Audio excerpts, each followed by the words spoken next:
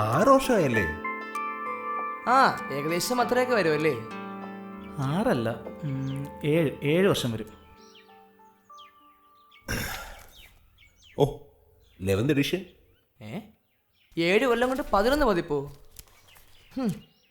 ഇവിടെ താമസിച്ചുകൊണ്ട് അയാൾ ഈ നോവൽ എഴുതിയ ഈ മുറി പഠിത്തം നിർത്തിയിട്ട് ഇവിടെ തന്നെയായിരുന്നു.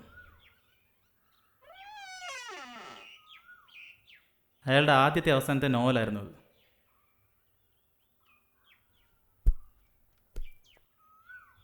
ഏയ്,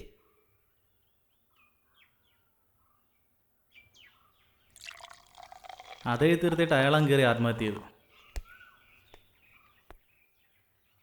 ഈ മുറിയിൽ എപ്പോഴും അടച്ചുപൂട്ടി അങ്ങ് ഇരിക്കുമെന്നാണ് പറഞ്ഞു കേട്ടിട്ടുള്ളത്. ഫുൾ ഔട്ട് ഓഫ് ഓർഡർ ആയിട്ടുള്ളൊരു മനുഷ്യൻ. അന്നത് വലിയ വാർത്തയൊന്നും ആയിരുന്നില്ല. പക്ഷേ നോവൽ ഇറങ്ങിയതോടെ ആൾക്കാരൊക്കെ തിരക്കി വന്നു തുടങ്ങി. ഇങ്ങനൊരാളുണ്ടെന്ന് ഞങ്ങളൊക്കെ അറിയുന്നപ്പോഴാണ്. ഓ, ഒരിടത്തും അങ്ങ് സ്ഥിരമായിട്ട് നിൽക്കുന്ന ആളൊന്നും അല്ലായിരുന്നു. പക്ഷെ ഇവിടെ മാത്രം അങ്ങ് നിന്നു. 26 വയസ്സേ ഉണ്ടായിരുന്നുള്ളൂ. ആഹാ, പ്രേമിക്കാനും മരിക്കാനും പറ്റിയ പ്രായം. നീ ഇതൊരിക്കലെങ്കിലും വായിച്ചിട്ടുണ്ടോ? ഇതെന്താണ് സംഭവം എന്ന് നിനക്കറിയോ? അത്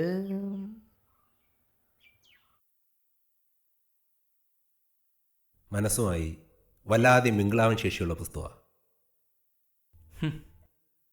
ഞാൻ ആ ബുക്കൊന്നും വായിച്ചിട്ടില്ല. പക്ഷേ ഇവിടെ വന്ന കാലം തൊട്ട് ധാരാളം കഥകൾ കേട്ടിട്ടുണ്ട് ആ മനുഷ്യനെക്കുറിച്ച്.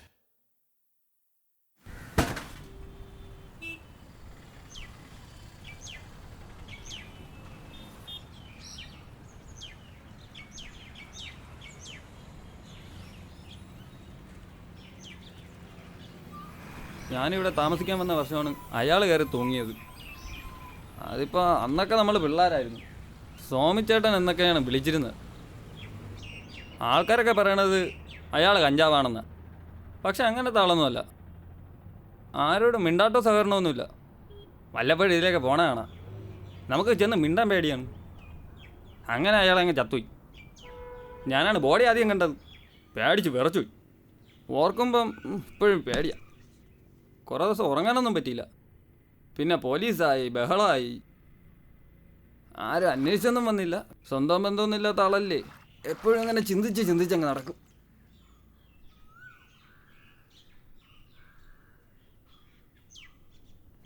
എന്തൊക്കെ ആയാലും ആൾ വലിയൊരു സംഭവമായിരുന്നു.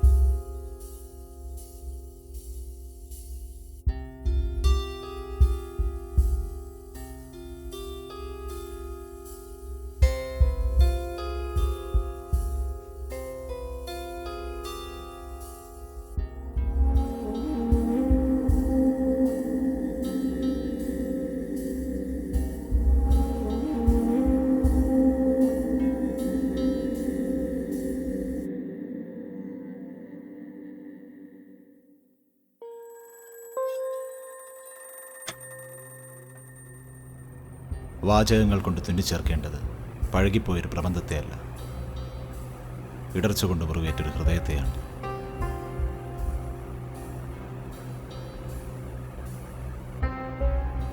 മനസ്സാകെ ശൂന്യമാണ്.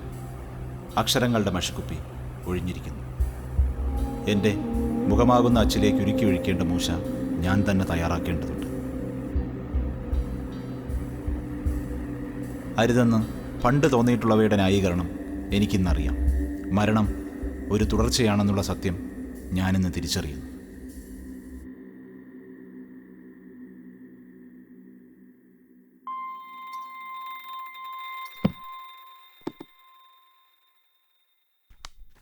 മുൻധാരണകളെ തറുത്ത് കളയുന്നൊരു പുസ്തകമാണിത്. ഒരു വല്ലാത്ത ആകർഷണമുണ്ട് ഇത് വായിക്കുമ്പോൾ. ഇത് വായിച്ച് എനിക്ക് പോലും പലപ്പോഴും മരിക്കണമെന്ന് തോന്നിയിട്ടുണ്ട്. പിന്നെ ഇത് എഴുതിയ ആളെങ്ങനെ ആത്മഹത്യ ചെയ്യായിരിക്കും?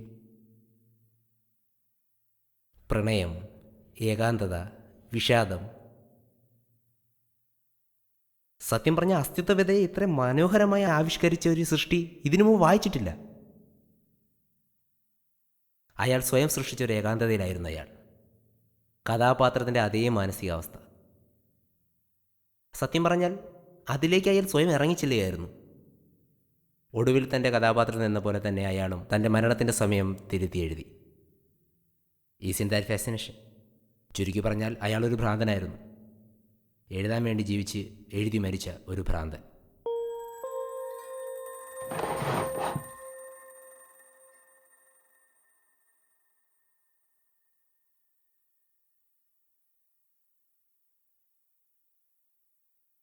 മിക്കവാറും ദിവസങ്ങളും വരാറുണ്ടായിരുന്നു. അധികം ആരോടും സംസാരിക്കാറില്ല. നല്ല നല്ല പുസ്തകങ്ങൾ വായിക്കാറുണ്ടായിരുന്നു. ഫ്രോയിഡിനെയും രാജലക്ഷ്മിയും ഒക്കെ ആയിരുന്നു അദ്ദേഹം അധികവും വായിച്ചുകൊണ്ടിരുന്നത്.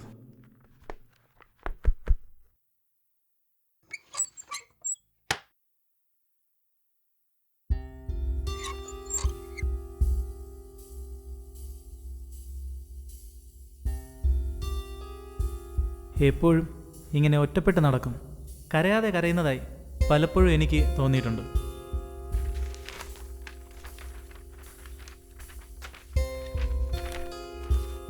ഇവിടെ വരുമ്പോൾ ഒരു പെൺകുട്ടി കൂടെ ഉണ്ടായിരുന്നു ആദ്യ സമയത്ത്. പിന്നെ കണ്ടിട്ടില്ല.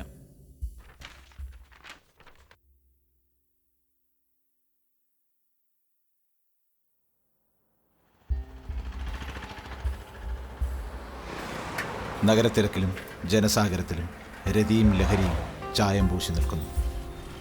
നിസ്സഹായതയുടെ പുസ്തകത്തിന് കനമേറുകയാണ്. മൃതാവിഷ്ടനായി ഞാൻ ഈ മണ്ണിൽ വീണു. വസന്തങ്ങളും സമ്പാദ്യങ്ങളും നഷ്ടപ്പെട്ട് ഞാൻ ദരിദ്രനായി അഴുക്കുചാലിൽ നിദ്രയിൽപ്പെടുന്നു. എനിക്കരികിലൂടെ അതിവേഗം പാഞ്ഞ ട്രെയിൻ എൻ്റെ പ്രണയമായിരുന്നു. ഞാൻ ചക്രം തകർന്ന കൈവണ്ടി.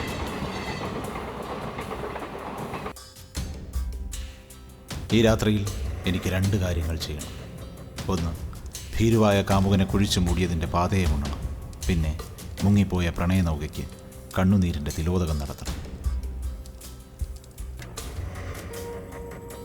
ഓരോ നിമിഷവും ഞാനെന്ന സത്യം മുൻപ് ചെയ്ത പാപങ്ങളെ നോക്കി വിങ്ങിപ്പൊട്ടുകയാണ്. പറന്നു തളർന്നു ഞാൻ ഈ തെരുവിളക്കിൻ്റെ വെളിച്ചത്തിൽ കിതയ്ക്കുന്നു. ഉറങ്ങാത്ത നഗരം താഴെ ചലിച്ചുകൊണ്ടിരിക്കുന്നു. അവിടെയാണ് എൻ്റെ കഥയും കഥാപാത്രവും. മധുപാനത്തിൻ്റെ ഉത്സവക്കാഴ്ചകൾ അവസാനിക്കുമ്പോൾ ഞാനൊരു പാപത്തിൻ്റെ പങ്കാളിയായി തീരുകയാണ്. വ്രണം ബാധിച്ച കാലുകൾ ശരീരത്തിൻ്റെയും വിണ്ടുകീറിയ വേദന മനസ്സിൻ്റെയും ബലം നഷ്ടപ്പെടുത്തി. എൻ്റെ ജീവിതമാകുന്ന തോണിയിൽ സുഷിരമുണ്ട്.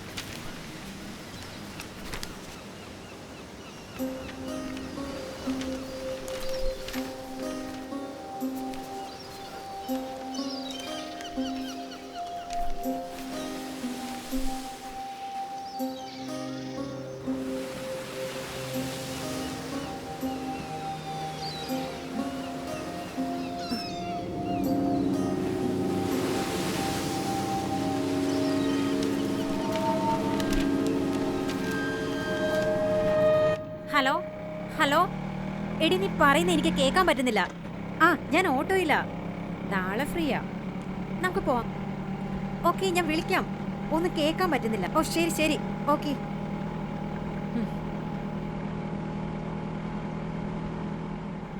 ഒരു റിലേഷൻ ഉണ്ടായിരുന്നു എന്നുള്ളത് നേരാണ്, പക്ഷെ അത് വളരെ പണ്ടായിരുന്നു. I was just 20 back there. അധിക കാലമൊന്നും ഉണ്ടായിരുന്നില്ല, ഏറിപ്പോയ 1 കൊല്ലം. വളരെ കോൾഡായ ഒരു റിലേഷൻഷിപ്പ് ആയിരുന്നു അത്. അവൻ മുൻകൈയെടുത്ത ബ്രേക്കപ്പ് ചെയ്തത്. അവൻ എൻ്റെ അടുത്ത് താല്പര്യമൊന്നും ഉണ്ടായിരുന്നില്ല.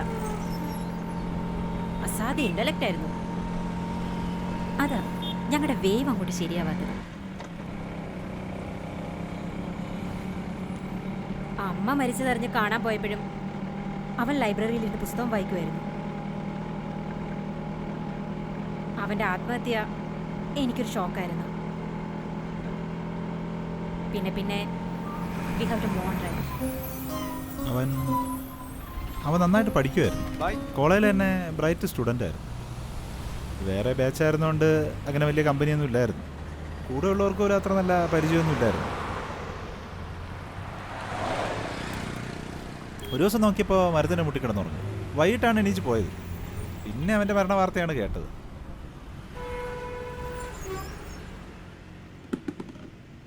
ആ നോവല് പിന്നീടാണ് കണ്ടെത്തി പ്രസിദ്ധീകരിച്ചത്. അതോടെ അവനങ്ങ് ഫേമസ് ആയി. അവൻ്റെ ഒരു വല്ലാത്ത ഡെസ്റ്റിനി ആയിരുന്നു, കാഫ്കയെ പോലൊക്കെ.